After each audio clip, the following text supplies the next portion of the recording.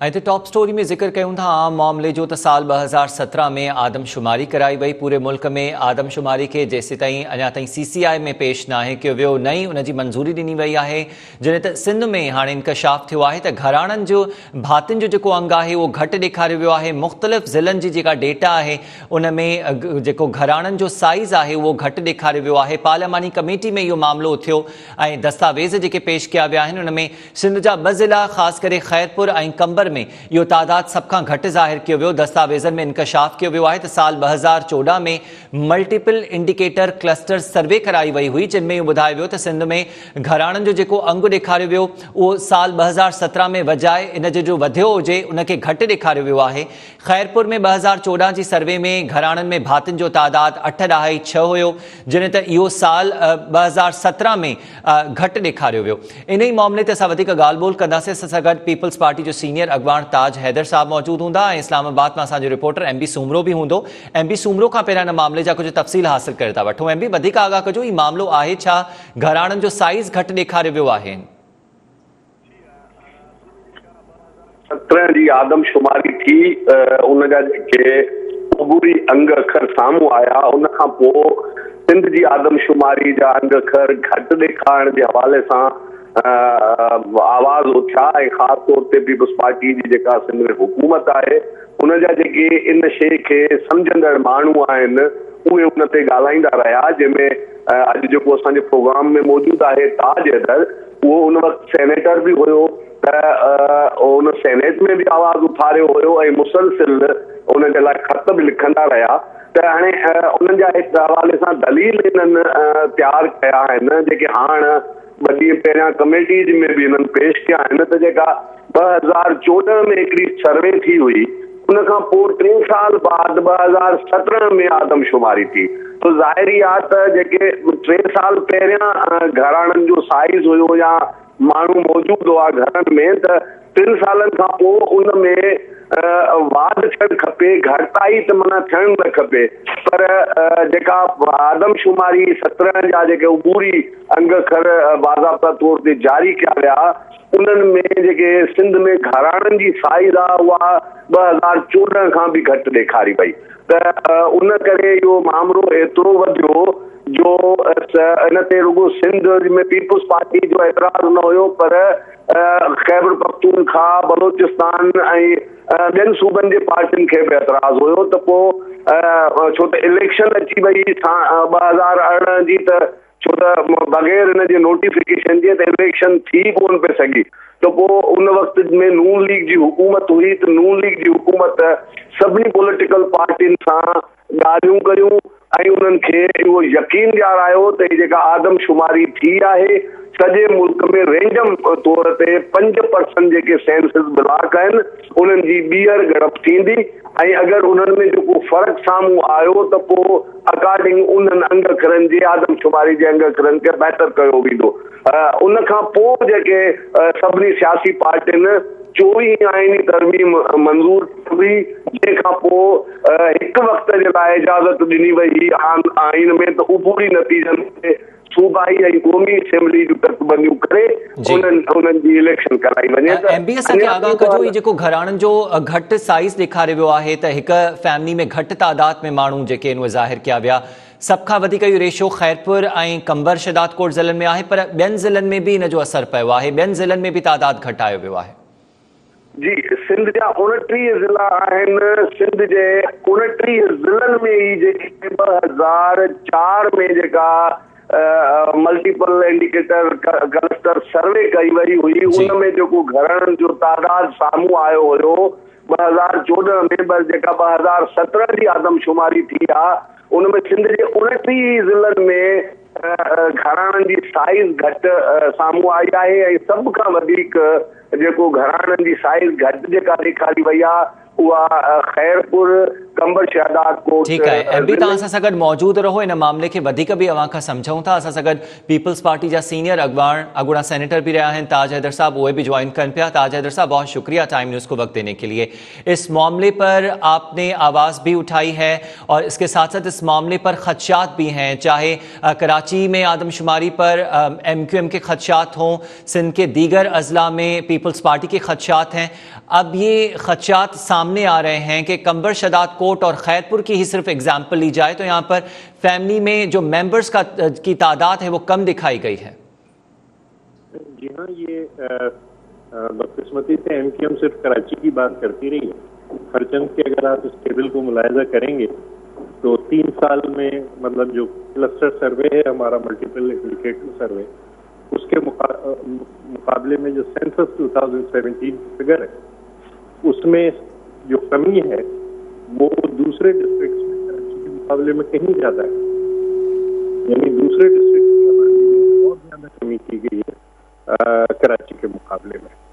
तो ये सूरत हाल है और इसमें बुनियादी जो खराबी है वो ये है कि गलत तरीक़ेकार से की गई आदमशुमारी और सिंध में जो भी बाहर से आके आबाद हुए हैं उनको सिंध की आबादी में शुमार नहीं किया गया, बल्कि उनको उन सूबों की आबादी में शुमार किया गया कि वहाँ से वो आए थे।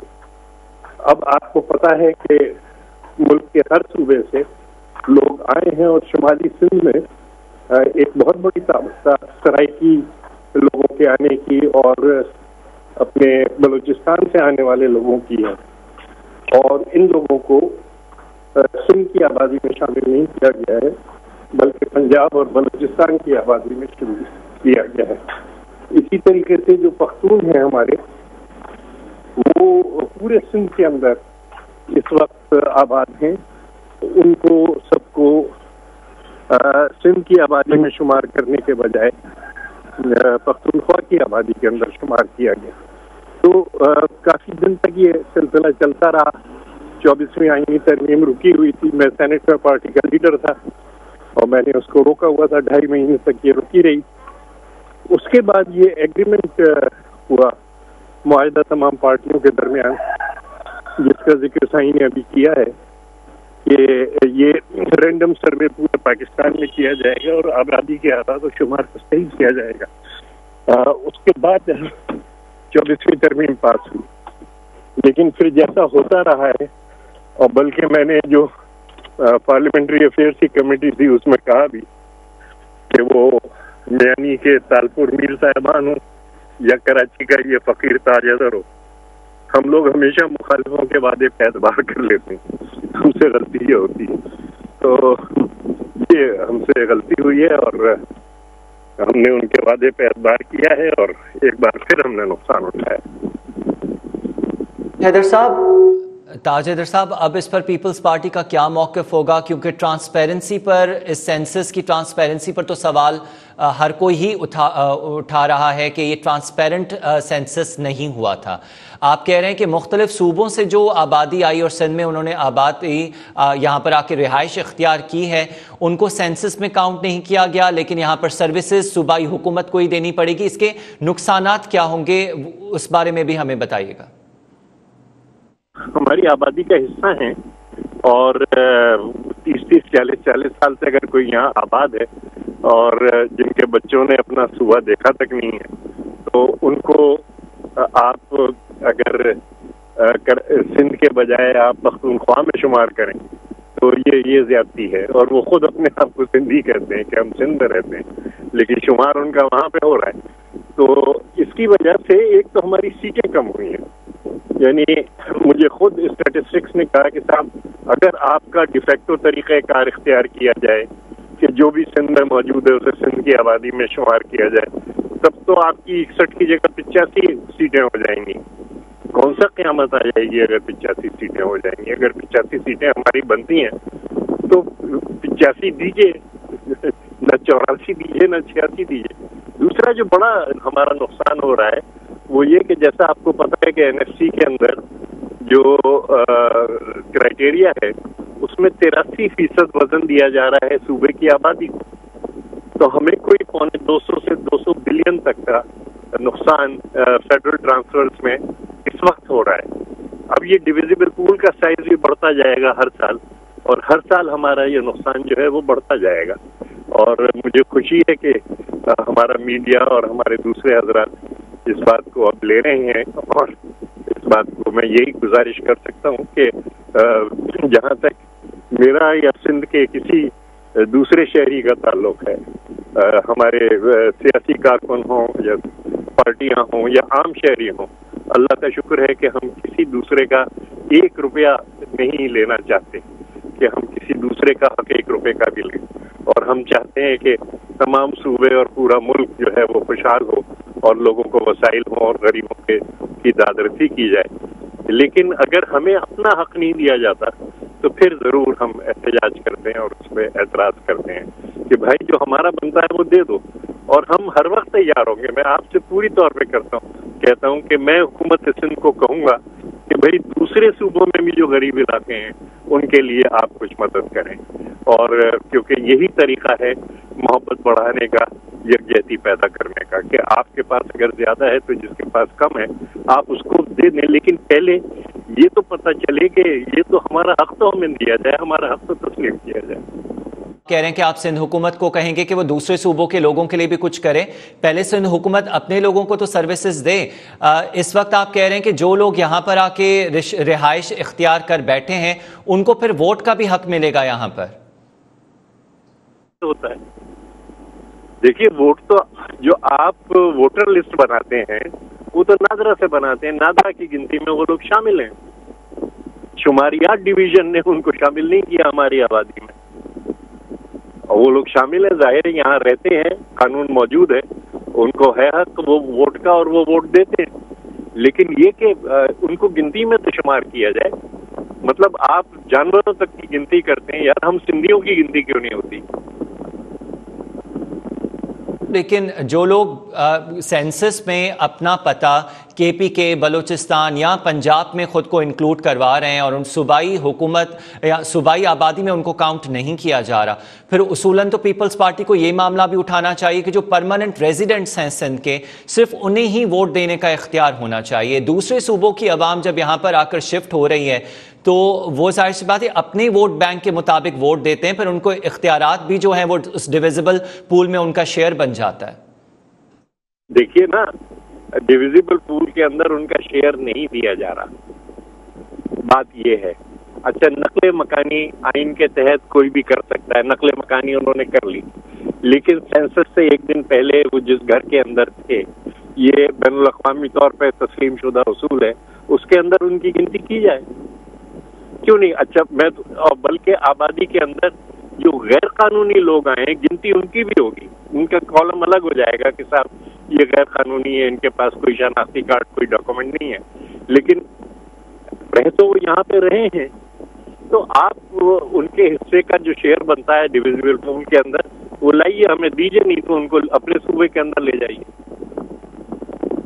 سیدھی سی بات ہے کہ ہماری تاج حیدر صاحب، یہ جو نقل مکانی ہو رہی ہے ایک صوبے سے لوگ جو ہیں، زیادہ تر تینوں صوبوں سے جو لوگ سندھ، نہ صرف کراچی بلکہ حیدرآباد بلکہ اپر سندھ میں بھی، جیسا آپ نے کہا کہ آ کر وہ یہاں پر پرماننٹ ریزیڈنٹس بن جاتے ہیں، یہاں کے ڈومیسائلز بھی حاصل کر لیتے ہیں، NICs بھی مل جاتی ہیں ان کو، لیکن وفاق کی طرف سے NFC میں سندھ کا شیئر نہیں بڑھایا جا رہا. یہاں کے جو مقامی لوگ ہیں، جو انڈیجنس پاپولیشن ہے، اس کو پاکستان کے قیام سے لے کر اب تک بہت سارے مسائل کا سامنا کرنا پڑا. کوٹا سسٹم کے خلاف بھی آوازیں اٹھتی ہیں کہ کوٹا سسٹم کو ڈیمولش کیا جائے تاکہ جو غیر مقامی لوگ ہیں ان کو بھی وہ جابز مل جائیں. تو کچھ پیپلز پارٹی کو اس معاملات پر بھی تو آواز اٹھانی چاہیے. صرف پیسے نہیں مل رہے NFC ایوارڈ پر اور پیسے بڑھائے جائیں، لیکن مقامی افراد پر جتنے فنڈز ملتے ہیں ان کی ہیومن ڈیولپمنٹ پر بھی تو وہ نہیں خرچ ہو رہے. اس کی ٹرانسپیرنسی میں بھی تو کافی لوپ ہولز ہیں. اس کا کیا یہ مطلب ہے کہ ہمیں ہمارا حق نہ دیا جائے؟ دیکھیے، سندھ ایک خراب ترین صوبہ ہے، اسی لیے لوگ دوسرے صوبوں سے یہاں آتے ہیں. ہم جو ہیں وہ جس چینل کو بھی آپ کھولیں گے اسلام آباد میں، جس کو بھی سنیں گے وہ کہے گا نہیں سندھ میں بہت حالات خراب ہیں. حالات خراب ہیں اسی لیے لوگ یہاں پہ ہر سال جو ہے وہ چلے آتے ہیں، کیونکہ خراب حالات کو انجوائے کرنے کے لیے شاید. लेकिन किसी चीज का भी मतलब ये नहीं है कि आप हमारे वसाइल हमको ना दें। जो है हमारा अंदरूनी मामला, जी हाँ, मैं पार्टी में बीच में बैठा हूँ, मुझे पता है कि काफी शॉर्ट कमिंग्स है उसके अंदर, काफी नकाइस हैं और ठीक करने की जरूरत है, और हम सिंधी मिलके इसको ठीक करेंगे।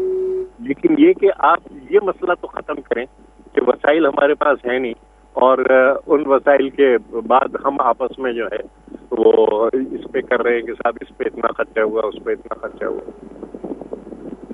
ताज हैदर साहब, 18वीं तरमीम के बाद तो फंड्स में बेपनाह इजाफा भी हुआ है, लेकिन उसके बावजूद भी हमने देखा कि ह्यूमन डेवलपमेंट और सोशल डेवलपमेंट में उस पैमाने पर बेहतरी नहीं आ सकी जो कि आनी चाहिए थी। कई प्रोजेक्ट्स जो सोशल डेवलपमेंट के लिए पूरे होने चाहिए थे उनमें कोई बेहतरी नहीं आ सकी। पीपल्स पार्टी को कोई ऐसी कानून साजी भी तो करनी चाहिए कि इंडिजिनस पॉपुलेशन को आप लोग सेपरेट कर सकें उन सेटलर्स के से जो यहाँ पर आकर रेजिडेंट भी हासिल करते हैं, यहाँ पर जॉब्स भी करते हैं, फिर आप उनके वसाइल के लिए वफाक से बारगेन भी करें। हम सिर्फ गरीब और अमीर की तफरीक करते हैं जहां तक हमारी पार्टी का ताल्लुक। ताज हैदर साहब, ये तो आपकी पीपल्स पार्टी की पार्टी पॉलिसी हुई, लेकिन यहाँ से जो मकामी अफराद हैं उनके हकूक तो तहफ़्फ़ुज़ नहीं मिलता उनको इस तरह। जो भी गरीब है उसका मसला हमें हल करना है, वो कहीं से भी ताल्लुक रखता हो। जब भी आप मुकामी और गैर मुकामी की तफरीक करते हैं तो आप उन लोगों को सहारा दे रहे होते हैं कि जो इस सूबे की तकसीम चाहते हैं। मकामी गैर मकामी की सब जो यहाँ पे हैं वो सिंधी हैं और उन सब के बराबर के हुकूक। अगर आप ये करेंगे और जो गरीब हैं उनको हमें पहले देख, वो गरीब कोई सी भी जबान बोलते हो वो सिंधी हैं, लेकिन अगर आप तफरीक करेंगे कि ये सिंधी है कि इसको पहले देखा जाए उसको ना देखा जाए जबान की बुनियाद पे, तो वो लोग जो लिसानी बुनियाद पे तअस्सुब फैला रहे हैं उनको तकवीत होगी। नहीं ताज हैदर साहब, जब आप लोग वोट लेने के लिए जाते हैं इलेक्शन कैंपेन्स में तब ये बात इस तरह नहीं की जाती। बहरहाल हम अपने रिपोर्टर से भी इस हवाले से मजीद अपडेट्स जानते हैं। MP आगा का जो ताज हैदर साहब जो चवणा थे वफ़ाक उन लिहाज खां पोइ फंडिंग न पियो करे सिंध खे, छो जो सिंध में ॿियनि सूबनि खां जेके माण्हू अची करे हिते आबाद थियनि था उहे हितां जा NICs भी ठाराइनि था, हिते जॉब्स भी हासिल कनि था, पर उन्हनि जी तरक़ी ऐं उन्हनि जी सोशल तहफ़्फ़ुज़ जे लाइ जेको पैसो मिलणु घुरिजे उहो वफ़ाक जेको शेयर आहे सिंध जो NFC अवॉर्ड में उहो नथो वधाए। साॻे वक़्तु ताज हैदर जो इहो बि चवणु आहे त भले कोई बि गैर मक़ामी हिते अची करे आबाद थी वञे पर हू उनखे बि उहे ई सहूलियतूं ॾींदा, उनखे वोट जो बि हक़ हूंदो, छो जो कानून आहे मुल्क जो इहो, पर को अहिड़ो सिस्टम न आहे जंहिंसां इहा ख़बर पइजी सघे त तव्हांजी मक़ामी ओरिजिनल आबादी केतिरी आहे ऐं सिंधी ॻाल्हाईंदड़ ऐं सिंध जी जेका मक़ामी आबादी आहे उन जो तादाद बि ईअं घटिजंदो पियो वञे अगरि उन्हनि माण्हुनि खे बि शामिलु कयो वञे जेके ॿियनि सूबनि मां अची करे हिते मुस्तक़िल जिन रिहाइश इख़्तियार कई आहे। ॾिसो हाणे ही जेको धारनि खे आबाद करण वारो मामिलो आहे, गैर मुल्की माना लखनि जे तादाद में रहनि था, अफ़गानी आहिनि, बंगाली आहिनि, बिरमी आहिनि, सॼा माना उहो मुल्क में जेतिरा माण्हू रहनि था उहे 90% असांजी सिंध में रहनि था ऐं उहो सिंध जे कैपिटल में था रहनि। हाणे ऐं ॿियो जेको ॿियनि सूबनि जा माण्हू अची कराची में रोज़गार जे करे रहनि था, त उन हवाले सां पॉलिसी हिकिड़ी ठही सघे थी। सिंध हुकूमत ॾिसजे त हाणे सिंध जे माण्हुनि पूरी हिन वेझी तारीख़ खे ॾिसजे त ॾहाकनि खां पीपुल्स पार्टी खे पंहिंजो मैंडेट ॾिनो आहे, त पीपुल्स पार्टीअ जो बि इहो माना ज़िम्मेदारी थिए थी त जेके सिंध जा माण्हू, इहो छा मतिलबु सिंध सूबो पूरो सिंधियुनि जो आहे, उहो अक्सरियत सिंधियुनि जी आहे ऐं असलूका माण्हू रहनि था। हाणे धारिया माण्हू अची हुन में आबाद थिया आहिनि त हाणे उन्हनि जा उन्हनि खे रोकण जे लाइ कानून साज़ी सिंध हुकूमत खे करणु खपे। सिंध असेंबली कहिड़े मर्ज़ जी दवा आहे। ऐं ॿी ॻाल्हि इहा त हीउ जेको हाणे हिन सॼे माहौल में हिकिड़ो जेको नओं सीनियारो पैदा थी रहियो आहे त हाणे बलदियाती इलेक्शन्स खे बुनियाद बणाए जेका 2017 जी आदमशुमारी थी आहे, हाणे उहे अदालतुनि में मामिलो वञे पियो, इहो लॻे इहो पियो त इहा आदमशुमारी जीअं थी आहे उहे ई अंगरखर नाफ़िज़ थी वेंदा। त आबादी घटि करण जो मतिलबु इहो आहे त सूबे खे वसीलनि खां वसीलनि में घटि हिसो ॾियणो आहे, न रुगो एतिरो पर नौकरियुनि में बि घटि हिसो ॾियणो आहे, न रुगो एतिरो पर तरक़ियाती कमनि में बि घटि हिसो ॾियणो आहे, न रुगो एतिरो पर ज़कात जा जेके पैसा मिलंदा आहिनि उन में बि हिसो घटि ॾियणो आहे। त असां वटि त हींअर बि जेके सूबनि ऐं वफ़ाक़ सूबनि में पाण जेके वसीला तक़सीम करे थो त 82% अञा ताईं आबादी जे बुनियाद ते पैसा तक़सीम था थियनि। त हाणे अगरि आबादी असांजी घटि ॾेखारी वेंदी त पीपुल्स पार्टी हिन वक़्तु ताईं रुगो कराची कराची कराची कराची करे रही आहे। त हीअ जेके उन्हनि पाण अंग अखर पेश कया आहिनि सभ खां वधीक आबादी इंटीरियर सिंध में घटि थी आहे। त उन्हनि जो ज़िक्र करणु, उन्हनि जे लाइ बार बार हिकिड़ो माना हिकिड़ो मोमेंटम पैदा करणु हिननि खे छो नथा कनि। त मतिलबु मसइलो इहो आहे त हिननि खे पंहिंजी जेको सिंध जे माण्हुनि मैंडेट ॾिनो आहे उनजी ज़िम्मेदारी अदा करणु खपे। सिंध सां माना ईअं थोरे हर मामले में हिननि जी जेका आहे न गैर मौसर हिकमत अमली जे करे पाणी जे मामले में 3 टियर फार्मूलो 91 छा में मौजूद ई कोन्हे, पर पाणी जो विर्छ उन तरह थिए थी पई। हर मामले में सिंध सां ज्यादती थिए थी, बयान ॾेई ऐं पंहिंजी ज़िम्मेदारी सम्झनि था पूरी करे छॾिया। त ईअं सिंध जी ज़िम्मेदारी, सिंध जो जेको मैंडेट हिननि खे मिले थो ईअं सिंध जी ज़िम्मेदारी न आहे। इन करे सिंध जा माण्हू हिननि खे अगरि आबादी घटि ॾेखारी वेंदी त पैसा बि घटि मिलंदा, त पोइ काॾा ही तरक़ियाती कमु कराईंदा। त मसइलो इहो आहे त हिन माना हाणे आदमशुमारी थी 2017 में, पीपुल्स पार्टी 2017 में कुझु महीननि में बयान ॾेई चुप करे वेही रही ऐं हाणे वरी बलदियाती इलेक्शन मथां आहे त हाणे वरी कोर्ट में मामिलो वियो आहे त हाणे ही वरी जाॻिया आहिनि। त ईअं अवामी नुमाइंदगी न थींदी आहे। त हिननि जी पीपुल्स पार्टी खे ये मामला तेसि ताईं ही यादि हूंदा आहिनि जेसि ताईं मैंडेट जो मामिलो हूंदो आहे ऐं वोट वठण जो मामिलो हूंदो आहे। ताज हैदर साहब खे इन मामले में दिलचस्पी घटि नज़र अचे पई त मक़ामी माण्हुनि जा हक़ केतिरा उहे जेके उन्हनि जी लताड़ थिए पई, पर गैर मक़ामी माण्हुनि खे कीअं तहफ़ुज़ ॾियणु घुरिजे, उन्हनि जी आड़ में जेका NFC में रक़म वधे थी उहा मिलणु ज़रूरी आहे सिंध हुकूमत जे लाइ। पर सिंध में जेका मक़ामी आबादी अक़लियत में तब्दील थिए थी उन जे मामले ते जेका दिलचस्पी आहे उहा तमामु घणी घटि नज़र अचे पई। आदमशुमारी में सिंध जे घराणनि में भातियुनि जो अंगु घटि ॾेखारण जो इंकशाफ थियो आहे। पार्लियामानी कमेटी में पेश कल दस्तावेज़नि में भी इहो ॿुधायो वियो त ख़ासि करे ख़ैरपुर ऐं कंबर ज़िले में घराणनि जो जेको तादाद आहे उहो माण्हुनि जो तमामु घणो घटि ॾेखारियो वियो। 2014 में जेका मल्टीपल इंडिकेटर क्लस्टर सर्वे कराई वई उन जी भेट में 2017 में जेका आदमशुमारी कई वई उहो तादाद वधण जे बजाए रहंदो कोन घटियो आहे। इन मामले खे उथारियो बि वियो आहे ऐं CCI में बि अञा आदमशुमारी जी मंज़ूरी नाहे ॾिनी वई।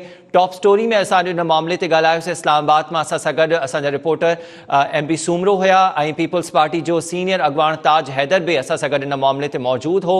इन मामले खे पीपुल्स पार्टी समेत MQM समेत मुख़्तलिफ़ पार्टीज़ बि उजागर कंदी रहियूं आहिनि त आदमशुमारी में कराची हुजे या हैदराबाद या को ॿियो ज़िलो हुजे, सिंध जी जेका आबादी आहे उहा आदमशुमारी में घटि ॾेखारी वई ऐं हाणे नओं मामिलो जेको साम्हूं आयो आहे त सिंध जे मुख़्तलिफ़ ज़िलनि में घराणनि जे भातियुनि जो अंगु घटि ज़ाहिर कयो वियो आहे। टॉप स्टोरी मां फ़िलहालु एतिरो ई।